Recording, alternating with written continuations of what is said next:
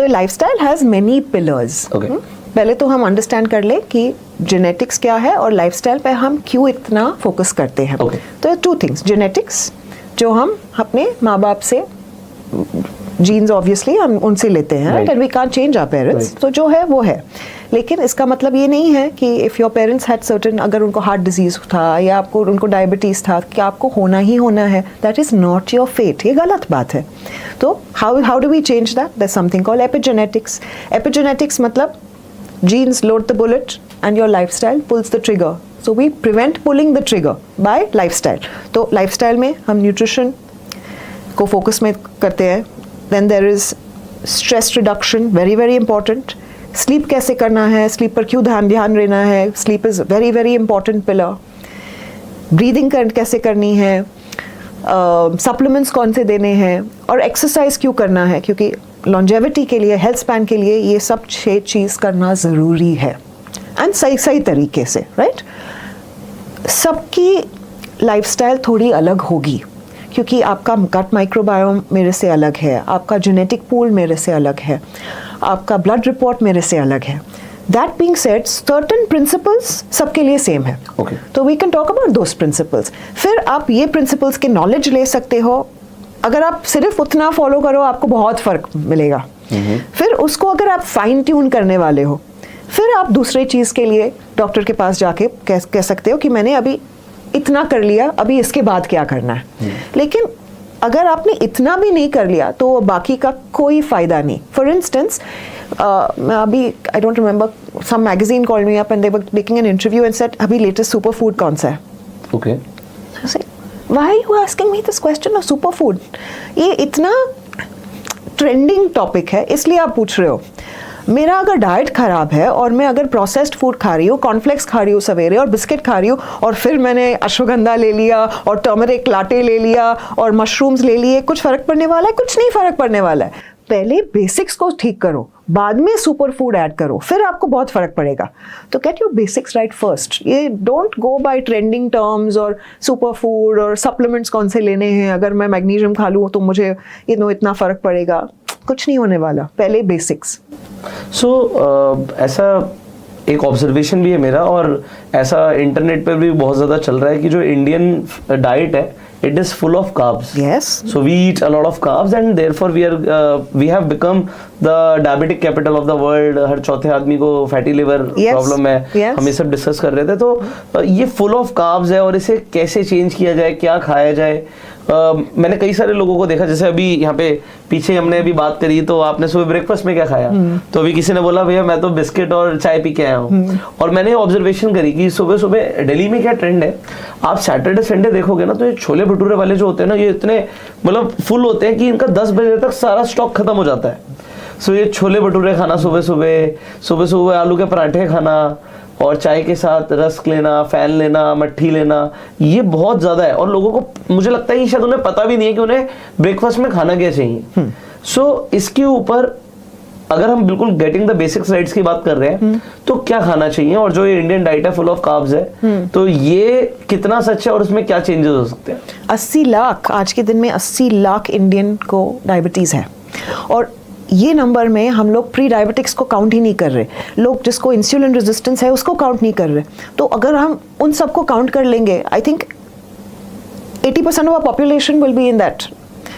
So it's a very very big number, और projection ये है कि 2045 तक ये नंबर 80 लाख का 135 मिलियन होने वाला है। तो अगर आपको even government health care spends कम करने हैं तो you should follow the basic guidelines. तो मैं आपको गाइडलाइंस बताती हूँ। पहले तो सवेरे जितना भी आप सिंपल शुगर और कार्ब कम कर लो, you will live long and healthy. Basic principle, मतलब चाय के साथ, कॉफ़ी के साथ वो शुगर जो आप ले रहे हो मत ले लो, और अगर लेना भी है तो थोड़ा ऑर्गेनिक शुगर या जैगरी ऐसे ले लो। हनी चाय कॉफ़ी में या सवेरे प्लीज़ मत लेना, उनका ग्लाइसीमिक इंडेक्स नॉर्मल शुगर की तरह या शायद थोड़ा ज़्यादा है, विच मीन्स आपको डायबिटीज़ या इंसुलिन रेजिस्टेंस होनी ही है, हार्ट डिजीज़ होनी ही है। तो there is a place for honey, I am not saying it's bad, लेकिन नॉट सवेरे सवेरे। तो सवेरे आपका ब्रेकफास्ट प्रोटीन रिच होना चाहिए। तो अगर आपको मूंग दाल चिल्ला, बेसन चिल्ला, इडली डोसा जिसमें कार्ब है बट कार्ब के साथ प्रोटीन है, राइस के साथ दाल है, और आप सांभर के साथ ले रहे हो, चटनी के साथ ले रहे हो, जितना भी आप सवेरे गुड फैट ले पाए, कोकोनट हो, ऑलिव हो, घी हो, उतना आपका ब्लड शुगर बैलेंस होगा, आपका हार्मोन्स बैलेंस होगा, आपका मोटापा इससे नहीं होगा। Most people are so scared, अरे नहीं लो फैट मैं खाने वाली हूँ, मैं लो फैट बिस्किट ले रही हूँ, मैं लो फैट मिल्क ले रही हूँ। अरे मत लो, नो मिल्क लो, कुछ नहीं होने वाला आपको। जो कुछ भी लो फैट है हाई कार्ब है। हमको सिर्फ 3 मैक्रोज है, फैट, प्रोटीन, कार्ब। अगर आप लो फैट लोगे उसमें हाई प्रोटीन नहीं है, उसमें हाई कार्ब है। तो बाय डिफ़ॉल्ट आप एक्चुअली अपने बॉडी के लिए इतना सारा आगे जाके ख़राब करने वाले हो।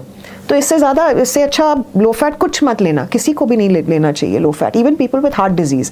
सिर्फ गुड फैट लो। तो अगर आप जो फूड में ओमेगा 6 और ओमेगा 9 है, जो हमारे कंट्री में मोस्ट लोग यूज़ करते हैं, उससे अगर आप उसकी मात्रा आप ज़्यादा लोगे तो आपको हार्ट डिजीज़ होनी ही है, आपको डायबिटीज़ होना ही है, मोटापन होना ही है। ओमेगा 3 लेना है बिल्कुल। लेकिन ओमेगा 6 और 9 is what is rampantly use, बहुत ज़्यादा यूज़ होता है ये कंट्री में। मतलब seed oils, sunflower oil, Saffola oil, rice brand, canola, आप किसी से भी पूछ लो कौन सा ऑयल यूज़ करते हैं, वो कहेंगे हम सफोला यूज़ करते हैं, सनफ्लावर यूज़ करते हैं। ये ऑयल्स नहीं यूज़ करना, आप ट्रेडिशनल ऑयल्स यूज़ कर लो, घी यूज़ कर लो, कोकोनट ऑयल यूज़ कर लो, मस्टर्ड भी फिर भी ठीक है लेकिन कच्ची घानी का। अगर आप ये ऑयल्स यूज़ करो आपको कोई डिजीज़ नहीं होगा। तो सवेरे सवेरे आप प्रोटीन रिच फूड ले लो, लेकिन ये फैट में बना हुआ होना चाहिए, फिर पूरा दिन भी आपका ठीक जाएगा। जो लोग सवेरे सवेरे चाय, कॉफ़ी, 2 स्पून शक्कर डाल के 4-5 बिस्किट लेके करते हैं या 3-4 स्लाइस ब्रेड लेके करते हैं, उनको एक और चीज़ होती है, 2-3 घंटे बाद उनको वापस टी कॉफ़ी की ज़रूरत होती है क्योंकि कैफीन का इफ़ेक्ट नीचे हो जाता है, और उनको और भी खाना चाहिए, और वो भी कार्ब रिच खाना, क्योंकि शुगर उसका ऊपर जाके क्रैश हो जाता है। और फिर बॉडी का यही है कि oh my God sugar crash हुआ, हमको ज़्यादा कार्ब दो। तो ये विशियस साइकिल है। तो ये अगर तोड़ना है ये साइकिल, और ये ओबेसिटी का मेन रीजन है। ऑफ कोर्स, बिल्कुल सही। इसलिए हम इंटरमिटेंट फास्टिंग इतने लोगों को कहते हैं, क्योंकि ये साइकिल तोड़ता है ये। तो आपके एक बंदे ने कहा कि मैं सवेरे कुछ खा के नहीं आया हूँ, सबसे अच्छा आप सबसे लंबा जीव ये पतला भी तो है देखो। हाँ। बट ऐसा है नहीं कि सुबह मतलब any meal you can skip. मैं मतलब personally it is very subjective, of course human to human depend करता है। बट मुझे लगता है कि रात का अवॉइड कर लो, सुबह का अगर आप खा सको तो वो ऐसा मुझे लगता है, मुझे नहीं पता सही है गलत है। नहीं सही है, लेकिन मैं हमेशा कहती हूँ these things are not carved in stone. आपको अपनी बॉडी पर लिसन करनी चाहिए ना, you listen to it. So अगर आपको चाहिए कि नहीं I need my morning fuel, मेरे को ब्रेकफास्ट चाहिए, आप ब्रेकफास्ट खा लो, डिनर स्किप कर लो, और वो भी आपको हर रोज नहीं करना चाहिए।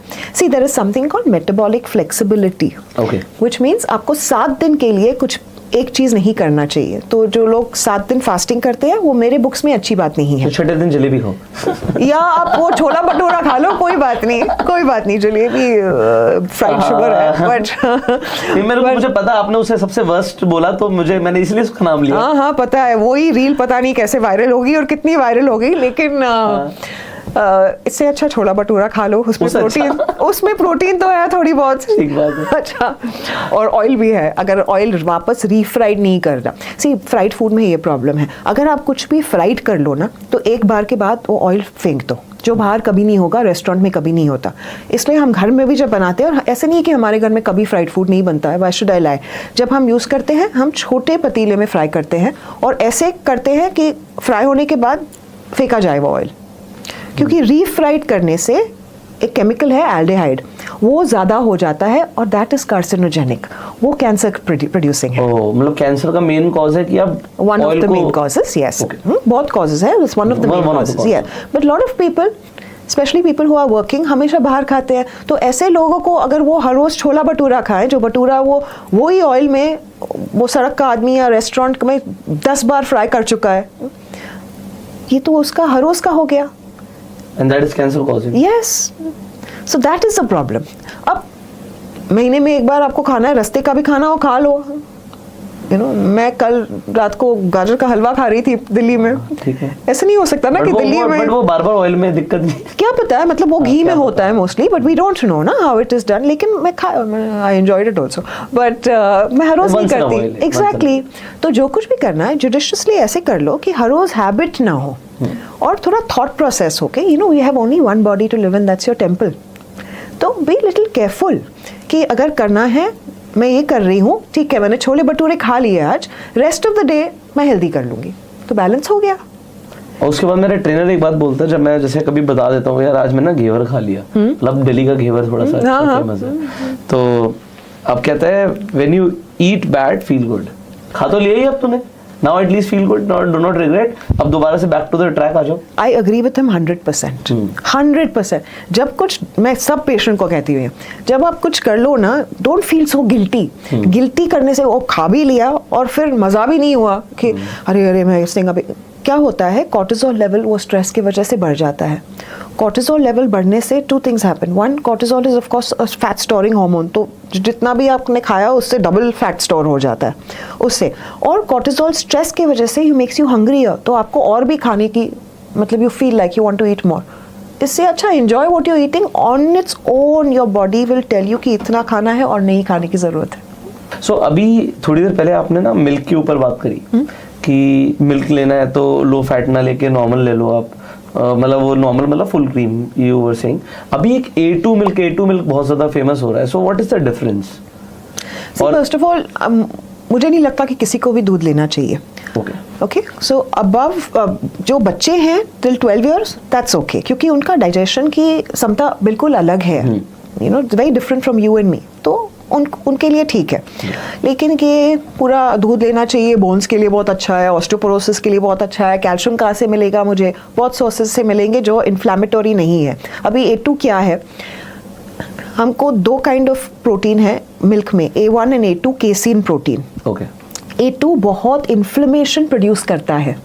ये सब गाय बकरी जो भी है, Why are we saying milk is bad? क्योंकि इनमें हार्मोन्स प्रोड्यूस होते हैं और उन्हें इंजेक्शंस भी दिए जाते हैं. यस, क्योंकि ज़्यादा मिल्क प्रोड्यूस हो, वो इंजेक्शन, वो हार्मोन्स मिल्क में जाते हैं, मिल्क आप पी रहे हो, तो that means you are having. That's why अभी हम इतने बच्चे देख रहे हैं जो 10 साल 12 साल की उम्र में उनको पॉलीसिस्टिक ओवरी है, हार्मोनल डिस्टर्बेंस है, जो सवेरे सवेरे स्कूल जाने, मैं ब्रेकफास्ट नहीं खाती हूँ, बस मैं दूध पी के चली जाती हूँ जल्दी जल्दी, and the mother will say कुछ तो पी लो, कुछ तो खा लो, खाने की टाइम नहीं है, तो क्या कर लो, दूध में 1 चम्मच मीठा कुछ भी डाल दिया, और setting up a stage for disaster for that child. ये चाइल्ड आगे जाके उसको क्या होने वाला है. So what is that A2 milk? तो A2 मिल्क में A1 जो केसीन है वो अच्छा वाला केसीन है और वो बुरा वाला नहीं है, कम है. तो एक किस्म का मिलता है, एक किस्म का नहीं मिलता. हार्मोन्स उसमें नहीं होते, A2 में नहीं होते. हाँ, और होपफुली दैट्स व्हाट दे से कि एंटीबायोटिक्स भी नहीं है. ओके. तो इसलिए वो सब तो से हम बच जाते हैं. That being said, I still say you don't need to take milk. अगर आपको लेना है तो आप A2 ले लो. अगर आपको लेना है आप फर्मेंटेड मिल्क प्रोडक्ट ले लो, मतलब आप दही ले लो, क्योंकि एटलीस्ट गुड बैक्टीरिया है जो गट के लिए बहुत अच्छा है, और गट जैसे मैंने कहा एक पिलर है लॉन्जेविटी के लिए. तो ठीक है, अगर आप ले रहे हो आप दही ले लो A2 मिल्क से, वरना छोड़ दो मिल्क, नो प्रॉब्लम.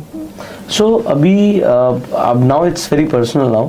सो कई साल हो गए, मतलब मैं दूध अवॉइड करता हूँ. दूध कभी कभी पीते हैं तो फिर वो मम्मी जो कढ़ाई वाला घर में बनाती है वो बड़ा अच्छा लगता है, खजूर वजूर डाल के वो पीते हैं. बट अब 2 चीजें हैं, एक तो मैं अपनी बेटी को दूध देता हूँ रोज सुबह, वो दूध पीती है, और she will turn 4 now. And उसे हम जब दूध देते हैं तो दूध में एक हमने उसके लिए एक प्रोटीन मंगाया हुआ है, बच्चे का प्रोटीन, बहुत आधा चम्मच, आप आधा टीस्पून कह सकते हो, ½ टीस्पून डाल के देते हैं, तो it becomes a protein blend. So सुबह सुबह हम उसे वो देते हैं, अर्ली मॉर्निंग वो उसे डेली उसका अब टेस्ट भी उसे वो हो गया कि मुझे ये सुबह सुबह चाहिए. तो आपने कहा मिल्क इज बैड, और अभी हम थोड़ी देर पहले बात जब कर रहे थे तो जैसे इट्स वेरी पर्सनल, बिकॉज मैं दही लेता हूँ तो ब्रेकफास्ट में भी, लंच में भी, और कभी कभी डिनर में भी, मतलब मुझे एक कटोरी दही चाहिए. और मुझे ऐसा लगता था, मुझे नहीं पता कि ये ठीक है गलत है, कि वो मेरी गट के लिए अच्छा है।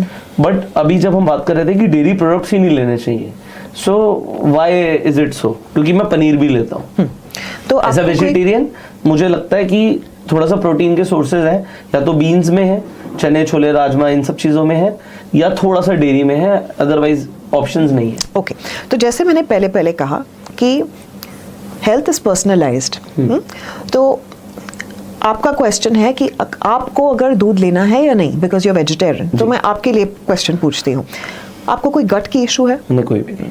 तो कॉन्स्टिपेशन नहीं है, लूज मोशंस नहीं है, ब्लोटिंग नहीं होता है, एसिड रिफ्लक्स नहीं होती, तो then it's okay for you. So बहुत लोगों को पता नहीं लगता कि उनको गट की प्रॉब्लम है, और वो गट की वजह मिल्क है या लैक्टोज है या कैसीन है, राइट? सो अगर आपको कोई प्रॉब्लम नहीं है, आप ले लीजिए, कोई प्रॉब्लम नहीं है इसमें, कोई दिक्कत नहीं है, but you should also make sure कि आपका पनीर या curd comes from A2। That much you should do, because inflammation तो है, और inflammation now thanks to Vidya Balan सब लोग inflammation की बात कर रहे हैं। ठीक है, बॉलीवुड को ही लगा, मतलब ठीक है, जिसने भी फेमस कर लिया, लेकिन लोग तो बात कर रहे हैं इन्फ्लेमेशन की, क्योंकि मेरा मानना है कि इन्फ्लेमेशन सब डिजीज की जड़ है। Okay, chronic inflammation. तो सो इन्फ्लेमेशन को हिंदी में समझे तो सूजन बोलते हैं शायद, क्योंकि लोगों को समझाना पड़ेगा कि व्हाट इज इट। ओके, तो मैं कोशिश करती हूँ सिंपल में समझाना जरूरी है। ओके, ठीक है। तो there two kinds of inflammation, एक अक्यूट इन्फ्लेमेशन होता है, एक क्रॉनिक इन्फ्लेमेशन होता है। अक्यूट इन्फ्लेमेशन क्या होता है? मेरे गले में कुछ अटक गया, मैं कोशिश कर रही हूँ उसको निकालने के लिए, नहीं तो अगर अटकेगा तो मैं ब्रीदिंग पाइप ब्लॉक हो जाएगा, मैं मर जाऊंगी, राइट? या मैं गिर गई और मेरे को कोई वुंड हो गया और ब्लीडिंग हो गई, मेरे वाइट ब्लड सेल्स तभी चले जाएंगे ताकि वो क्लॉट कर पाए, नहीं तो मैं ब्लीडिंग होता रहेगा और मेरा रुकेगा नहीं। That is inflammation. मेरे आँख में कुछ चले गया, तो मैं आँख में पानी आना शुरू किया, that is inflammation. This is acute inflammation. Acute inflammation is good for you. Acute inflammation is life saving. नहीं तो हम ब्लाइंड हो जाएंगे, वो फॉरेन बॉडी निकलेगा नहीं, या चोकिंग हो जाएगा, या ब्लीडिंग हो जाएगी। So this is good inflammation. It's acute inflammation is life saving. So not all inflammation is bad for you. Problem ये होता है जब आपको मार नहीं लगा हो, या मार लग के बंद हो गया हो, और या कुछ चोक नहीं हो रहा हो, या जैसे बहुत लोगों को एलर्जी भी होती है अगर कुछ फेक पेन लिया, वो अक्यूट इन्फ्लेमेशन है, लेकिन ज्वेलरी नहीं है, लेकिन फिर भी इन्फ्लेमेशन बहुत ज़्यादा है, बहुत इचिंग हो रही है, तो ऑफेंडिंग एजेंट नहीं है, लेकिन फिर भी आपका बॉडी का immune system, white blood cell उसको अटैक करता ही रह रहा है। तो वो लेकिन क्यों अटैक कर रहा है? फॉरेन बॉडी नहीं है, कुछ चोकिंग नहीं है, लेकिन फिर भी अटैक कर रहा है, वो क्रॉनिक इन्फ्लेमेशन हो गया। और उसका रीजन लाइफस्टाइल। अगर आप ओमेगा 6 ओमेगा 9 बहुत ले लो डाइट में, अगर आप शुगर बहुत ले लो, अगर आप प्रोसेस्ड फूड बहुत ले लो, अगर आप बहुत स्ट्रेस्ड हो, आप एक्सरसाइज नहीं करें, ये सब क्रॉनिक इन्फ्लेमेशन में बदलता है। Now the problem is acute inflammation not only life saving है, अक्यूट इन्फ्लेमेशन दिख जाता है। अगर जैसे मैंने 3-4 एग्जाम्पल दिए, वो आपको दिख जाएगा, राइट? आज suddenly if I start my start watering, आपको दिख जाएगा, आप पूछोगे राधा आपको क्या हो गया है? क्रॉनिक इन्फ्लेमेशन दिखेगा नहीं, तो हम क्रॉनिक इन्फ्लेमेशन को साइलेंट किलर बोलते हैं, क्योंकि दिखता नहीं है। अभी हम लोग 5 लोग हैं ये रूम में, किसको क्रॉनिक इन्फ्लेमेशन होगा? आपको पता लगता है? हम टी शर्ट पे तो नहीं पहनते, कैसे पता लगेगा? लेकिन जो भी आदमी ओवरवेट है, वो स्टेट ऑफ क्रॉनिक इन्फ्लेमेशन में है। कोई टेस्ट करने की ज़रूरत नहीं है। तो you walk into my clinic, मैं आपको देख लूँ और आप ओवरवेट हो, आप कहोगे कि डॉक्टर प्लीज़ मेरे को इतने टेस्ट करा दो, मेरे को देखना है कि मुझे इन्फ्लेमेशन है या नहीं, और मैं टेस्ट करा भी देती हूँ क्योंकि हम दूसरे इन्फ्लेमेशन स्पेसिफिक्स, लेकिन मुझे पता है कि ये बंदा स्टेट ऑफ क्रॉनिक इन्फ्लेमेशन में है। क्योंकि जब हम ओवरवेट हैं, तो ओवरवेट मतलब क्या, मोटापन क्या होता है? एडिपोज सेल, जो फैट सेल्स है, वो ज़्यादा मात्रा में होती है हमारी बॉडी में, राइट? और फैट सेल्स में इन्फ्लेमेशन की मार्कर ज़्यादा होती है, साइटोकाइन करके। ये कोविड में हमने बहुत सुना है, साइटोकाइन स्टॉर्म, आदमी मर गया क्योंकि साइटोकाइन स्टॉर्म हो गया, इन्फ्लेमेशन हो गई। That is nothing but inflammation in your fat cells.